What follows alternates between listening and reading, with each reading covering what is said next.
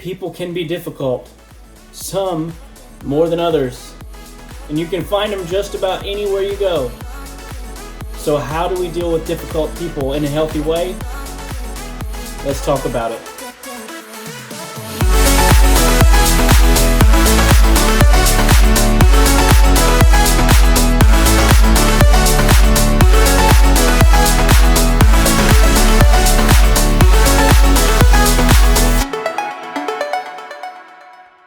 Welcome to Life Talks, where we are passionate about encouraging and equipping people to help them win at life.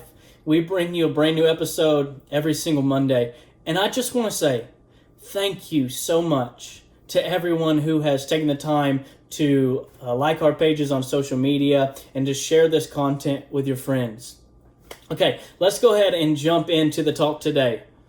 Difficult people. We got to talk about them, okay? Difficult people. In your life, you're always going to have them. And here's the thing, you're going to have to learn to deal with them, and you're going to have to learn to deal with them in a healthy way. In order to succeed, you're going to have to learn to deal with difficult people in a healthy way. So our key text today is going to be found in Ephesians, the 4th chapter, in the 2nd verse, okay? Ephesians chapter 4 and verse 2, and it says this: Always be humble and gentle. Be patient with each other, making allowance for each other's faults because of your love. People are going to make mistakes. They're going to fail to meet our expectations. It's just going to happen every single time. People are going to make mistakes. I'm going to make mistakes. You're going to make mistakes. We're going to fail to meet each other's expectations every single time. It is, in the words that Thanos used in Avengers Endgame, it's inevitable, okay? It's going to happen. It's going to happen. I'm going to fail you. You're going to fail me. We're going to have to learn to live with that. It's going to happen. But in this verse, we're directed here to make allowance for people's faults. That means make allowance. Be patient for them. Let people fail, but be patient and be merciful, if you want to say it like that. Be loving towards them, because I have to be patient with people because they have to be patient with me. I promise you, I'm going to mess up a lot more than they do. So when we talk about difficult people, we need to know this. Let's set the ground floor here, okay? When we talk about difficult people, we need to know this, that you're going to have to accept that there are going to be people that don't like you, no matter what you do, okay? No matter how friendly you are, no matter how much you try to bless people, no matter how much time and energy you try to put into the relationship, there are always going to be people, and maybe for no specific reason, they just don't like you. There are going to be people that just don't like you, and we're going to have to learn to deal with it. So here's what I don't want you to do. I don't want you to focus on those people, okay? Don't keep fighting to try to earn their approval. Let's say it like this. When we focus on the approval of the 1% that doesn't like us, we miss out on the 99% of people that need us. When we focus on the 1% of people that don't like us, we miss out on the 99% of people that absolutely need us. So, here are 3 keys to help us deal with difficult people. 3 keys to help you deal with difficult people. You ready? All right, number 1, give people the benefit of the doubt. Give people the benefit of the doubt. 1 Corinthians chapter 13, verses 6 and 7 say this: Love does not delight in evil, but rejoices with the truth. Pay attention here. It always protects, always trusts, always hopes, always perseveres. Guys, it always trusts. It always hopes. Love does that. What does that mean? That means that love gives people the benefit of the doubt. I always have to, love tells me to feel like people have my best intentions at heart. People are not out to get, not everyone is out to get you. In fact, most people aren't out to get you. Most people are not. I have to deal with people and understand that I would like to think that most people have my best intentions at heart when they interact with me. I would like to believe that most people have all of our best interests at heart. Not everybody. Hear me clear. Not everybody. But I would like to believe that most people do.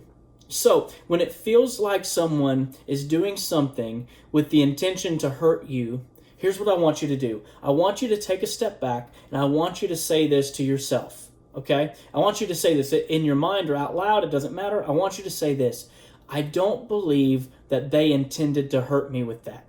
Okay? That sounds crazy. It sounds kind of weird. It's okay. But I really believe that when we verbalize something, it really helps it become a reality in our lives. Okay? So when someone does something and it hurts me, I want you to take I want to take a step back, and I want to say to myself, I really don't believe that they intended that to hurt me. So maybe you're driving, somebody cuts you off in traffic. You have to do a perspective shift here, okay? Don't give them the one finger salute.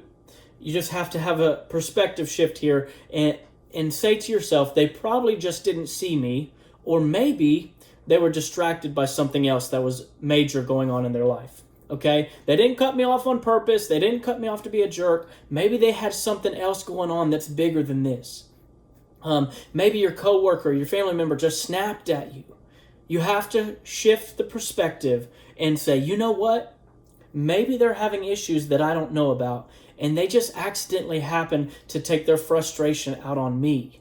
Maybe I was the unlucky one to be around when they just had to get their frustration out. We have to shift that perspective that people don't have our worst. I'd like to believe that they have our best intentions at heart, because you don't know what people are going through. So give them the benefit of the doubt. Number 2, catch them with honey. Catch them with honey. And I can say that because I live in Kentucky, so that's just how I'm going to say it. Catch them with honey. Have you ever heard that term that you catch more flies with honey than you do with vinegar? It means this. It means you're more likely to have a positive interaction with people when you're sweet and nice to them than if you're being salty. Okay? Don't be salty, people. Jesus said be the salt of the earth, but he didn't mean be salty. Okay? So you're going to catch more flies with honey than you do with vinegar. My interactions are more likely to be positive when I talk to people in a joyful manner, a positive manner, something that makes them want to have an interaction with me. Some of you all need to remember this, okay? That you catch more flies with honey than you do with vinegar. Some people need to remember that when you go in that department store and you need to ask for the manager. Or when you're going through that drive-through and you're asking for the manager, remember, you're going to catch them better with honey. You're going to catch them better with honey. So Proverbs 15, chapter 15, verse 1 says this: a soft answer turns away wrath, but a harsh word stirs up anger. A soft answer turns away wrath, but a harsh word stirs up anger. So next time you're tempted to fire back, holster those pistols, bucko. Take a second, holster those pistols, and remember this wisdom, okay? A soft answer here, say this to yourself, that a soft answer here is going to help me. But firing back is going to hurt my credibility. A soft answer turns away wrath, but a harsh word stirs up anger. So that was number 2, catch them with honey. And number 3, and before we get into this one, I want to say unashamedly that this is the most important key on this list. Absolutely, 100%, this is the most important thing on this list, okay? Number 3, pray for them.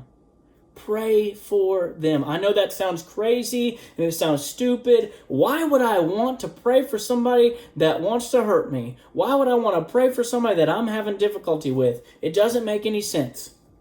Listen, I didn't say it first. Okay, pray for them. In Luke chapter 6, verses 27 and 28, I didn't say it first. Jesus did.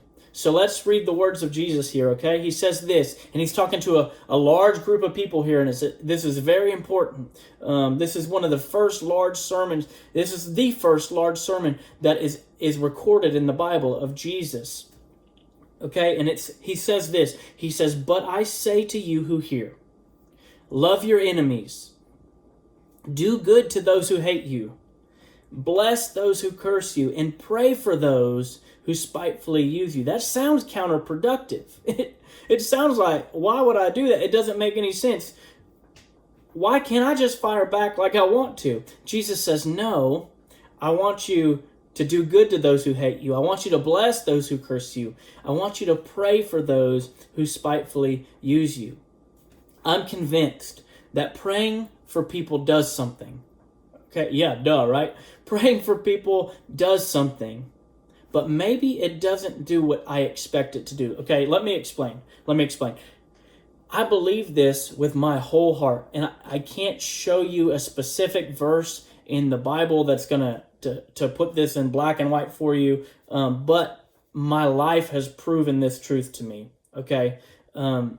Many times when I pray for someone that's in a relationship with me that is strained, many times when I pray for someone and I have a strained relationship with that person, okay, the change doesn't always happen in them, but it happens in me. When I pray for someone and we're in a strained relationship, the change doesn't always happen in them, but it does happen in me. I'm fully convinced that if I can change, it's going to cause me to start doing things the right way. And a lot of times that fixes the relationship. Okay? They don't have to change. I have to change. And many times when I pray for people, I'm the one that is changed, and I begin to start handling that relationship the right way. And because of that, it fixes the relationship. So when I pray for people, this is kind of funny. I can talk about it right now because I'm not dealing with it right now. But when I'm praying for people, I can say this on the other side of this because it's funny now. When it's happening in the moment, it doesn't feel so funny. But on the other side, it's kind of funny. So when I'm praying for people, that I'm in kind of a strained relationship with, God reminds me of this. He reminds me, and he says these words to me, okay? Not like audibly, but I feel them when I'm praying. God says this, he says, stop charging things to people's account. Stop charging things to people's account. What does that mean? It means quit keeping track of every single time that someone does something to hurt me. Quit keeping track of every single time that somebody messes up or does me wrong.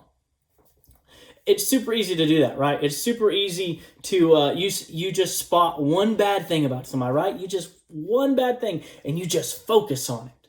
And that one bad thing turns into a lot of bad things because of this snowball effect, because I build it up in my mind, and one bad thing means that they totally intended this to hurt me, and then another bad thing piles on, and well, they keep on just beating me into the ground. They keep on pounding me. They do things over and over and over, and all they're doing is just trying to hurt me. Stop.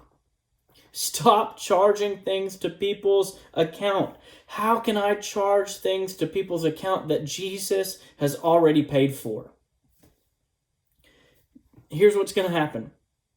Little things become big things if I don't let them go. Little things become big things if I don't let them go. So when I pray for people, I am reminded of God's heart for them. When I pray how it changes me, I am reminded of God's heart for people. And I want you to hear this, okay? Lean in for just a second and listen real close. God's heart for people is always 100% a heart of forgiveness, no matter how bad the offense. And when I pray for people, I inherit God's heart. So, stop taking account of people's wrongs. Stop charging them to their account. Stop compiling a list of everything that this person has done wrong. Start loving and forgiving them while you're praying. Okay, God's heart is always a heart of forgiveness. And when I pray, I'm changed and I inherit God's heart for people. So here's a review, okay? Let's review what we talked about today. You will always have difficult people in your life. You will always have them. We have to learn how to deal with them and how to deal with them in a healthy way. Stop spending all of your energy trying to focus on the 1% of people that don't like you and start focusing on the 99% of people that need you. Okay, stop focusing on the 1% that are never going to like you. Start giving your attention to the 99% of people that absolutely need you. 3 keys in dealing with difficult people. Okay, here they are again. Number 1, give people the benefit of the doubt. They probably did not mean it like it came out. Number 2, catch them with honey. Don't fire back. Remember, a soft answer turns away wrath. And number 3, pray for them. Pray for them. When I pray for someone, it may not change them, but it always changes me. Love people this week. Forgive people this week. Pray for people this week. Okay? From now on, you're going to begin to deal with difficult people in a healthy way. And because of that, you're going to start winning in your relationships. You're going to start dealing with people, difficult people, in a healthy way. And because of that, you're going to start winning in your relationships. You all be blessed. It was great spending time together today. We'll talk to you soon.